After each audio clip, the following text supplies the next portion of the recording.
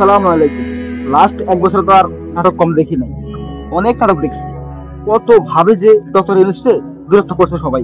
Vote কবে, election দেওয়া লাগবে এই তারিখে, এই বছর দেওয়া লাগবো, এই মাসে দেওয়া লাগবো, মে মাসে না ফেব্রুয়ারি মাসে। কত যে নাটক করলো।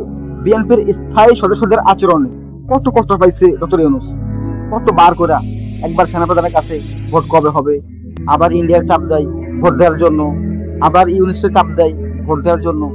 কত ভাবে যে চাপ দিল, ভোট ছাড়া মনে হচ্ছে তাদের পেটে ভাত হজম হচ্ছে না। আচ্ছা বলেন তো, এত বার করে এত কিছু করলো, কখনো কি বিএনপির কোন একজন নেতা, কোন একজন বড় মাপের নেতা, কোন একজন কেন্দ্রীয় নেতা কখনো সেনাপ্রধান অথবা ডক্টর ইউনূসকে কখনো বলছে যে আমরা ইলিয়াস আলী হত্যা বিচার চাই? কখনো বলছে? বলে নাই। ভাই, গাছের ফল সবাই খেতে পারে, হ্যাঁ, কিন্তু গাছ সবাই লাগাতে পারে না। একটা লাশ পড়লে, একটা মানুষ মরলে তাকে দিয়া অনেক দলে পলিটিক্স করে স্বার্থের জন্য, কিন্তু ওই মানুষটার যে বিচার, তার যে প্রাপ্য হকটা, এটা কিন্তু কেউ দেয় না। আপনি বলেন বিএনপির এত বড় বড় নেতা আছে, কোনো একজন ব্যক্তির মুখে কখনো শুনি না যে ইলিয়াস আলী হত্যা বিচার চায়? না, শুনি না তো। সবাই শুধু ভোট হবে কবে, ভোট হবে কবে। যে মানুষটা এই দলের জন্য জীবন দিল, এই দল থেকে সে বের হয়ে যায় নাই, তাকে প্রপোজ করা হয়েছিল